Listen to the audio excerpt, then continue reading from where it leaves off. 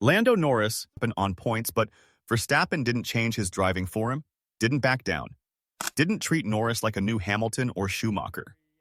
In fact, the man Max openly seems to respect more is sitting just across the garage in the same orange overalls, Oscar Piastri.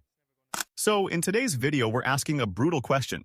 Not how did Lando win the title, but something much harder. Did he actually become the new king of F1?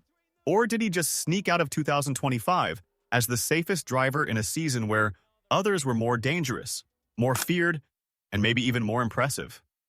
All season long, Lando Norris felt like not on shock moments, but on something far less sexy and far more effective: control.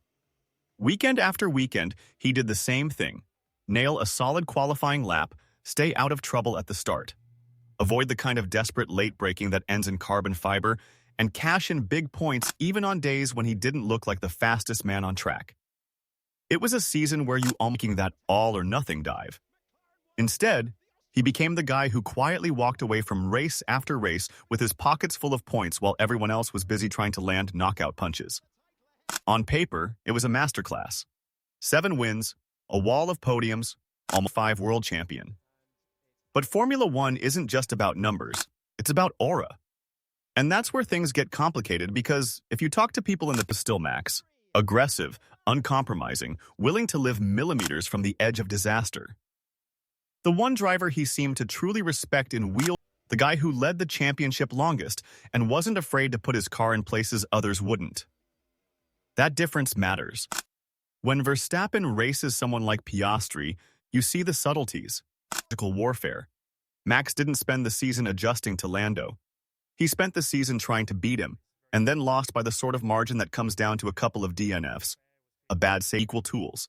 And yet, if you look closely at 2025, you see and the brutal Las Vegas disqualification after a technical infringement by the team.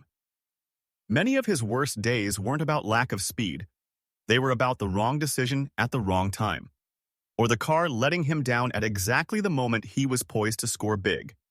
Add up the lost points and you don't just see a gap to Lando. You see a version of the season where the Australian walks into Abu Dhabi leading the championship instead of chasing. And yet, when the dust settled and the final flag fell, it was Norris on top of the standings. Norris walking into the FIA gala as the new world champion. Norris getting the #1 on his car. Piastri, despite 7 wins of his own and leading the standings for longer than anyone, walked away with 3rd place and a growing suspicion that the internal gravitational pull at McLaren was starting to shift. Even without deliberate favoritism, a champion changes a team's DNA. Development meetings begin with, what does Lando need from the car? Sponsors want his face on the poster. Strategy calls subconsciously tilt towards protecting the title holder. The guy with the big trophy becomes the emotional center of the project, whether anyone admits it or not. That's where the story of 2025 becomes more than just a neat championship recap. Norris's title is real, deserved, and incredibly hard-earned. But it sits on top of a web of context. A teammate some people think was faster on his best days, a rival in Verstappen who never seemed psychologically shaken, and a paddock that still hasn't decided whether Lando Norris is the beginning of a new era or simply the smartest man in one very specific season. It's not a question of talent. He has that in abundance. The question is about the type of champion he is. Is he the guy who squeezed maximum value from every situation and grabbed the opportunity in a year where Red Bull stumbled and Piastri's side of the garage kept tripping over itself? Or is he the first version of a future monster, a driver who will get sharper, more aggressive, more terrifying as he hits his peak years between 28 and 33? Age is a crucial part of this conversation. At 26, Norris is still a couple of years away from what many consider the sweet spot for a Formula One driver. Think about Hamilton in 2008, explosive, brilliant, but still rough in places. Think about Verstappen in 2021, still capable of overreach, but already shaping the grid around him. Those first titles weren't polished final forms, they were declarations of intent. Right now, Norris's 2025 crown feels more like a beautifully executed exam than a revolution. He passed every consistency test with flying colors. What he hasn't done yet is make everyone else rewrite their playbook because of him. And that difference is why Verstappen's behavior around the title stung so many Lando fans. Officially, Max missed the FIA prize giving due to illness. Unofficially, the symbolism was unavoidable.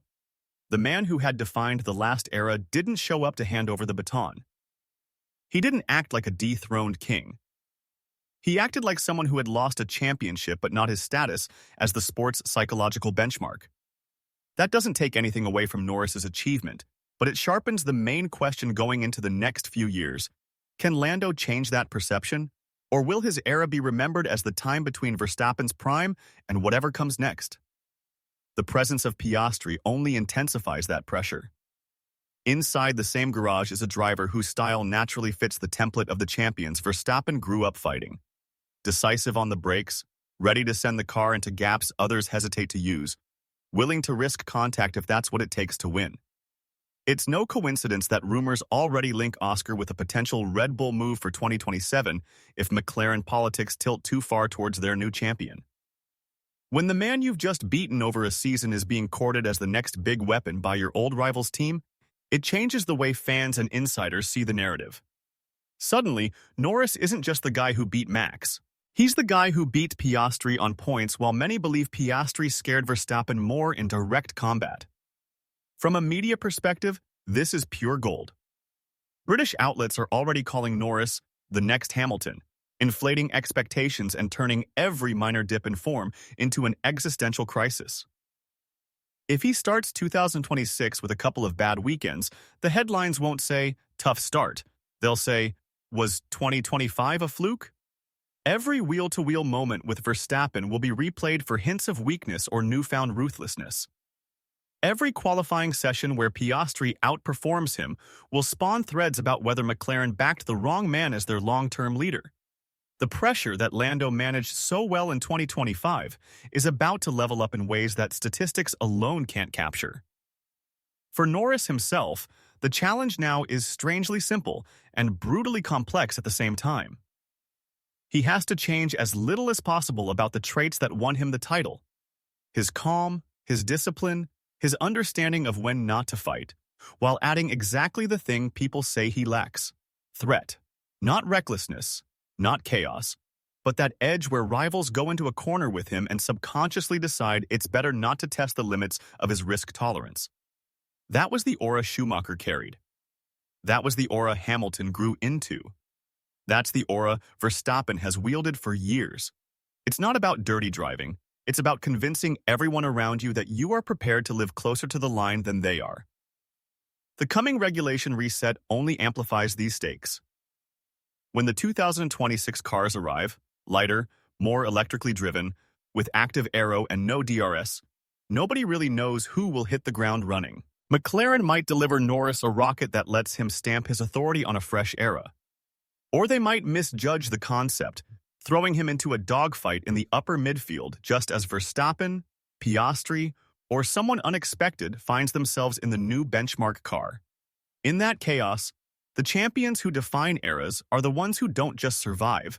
They impose themselves on whatever machinery they're given. And that, ultimately, is the crossroads Lando Norris now stands at.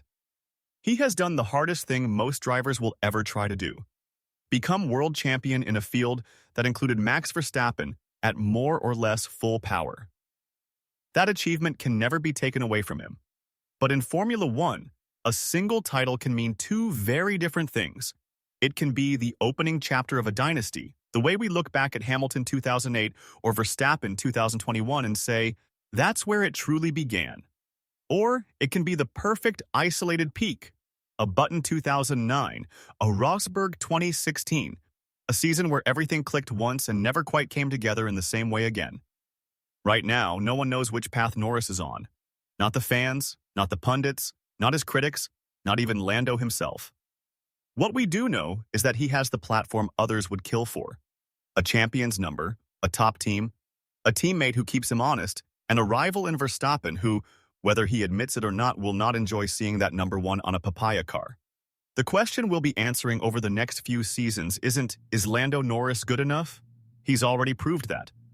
The question is whether he can turn quiet control into loud dominance, Whether he can transform from the man who won the 2025 World Championship into the man who made everyone else feel like there was no point aiming for anything higher than second.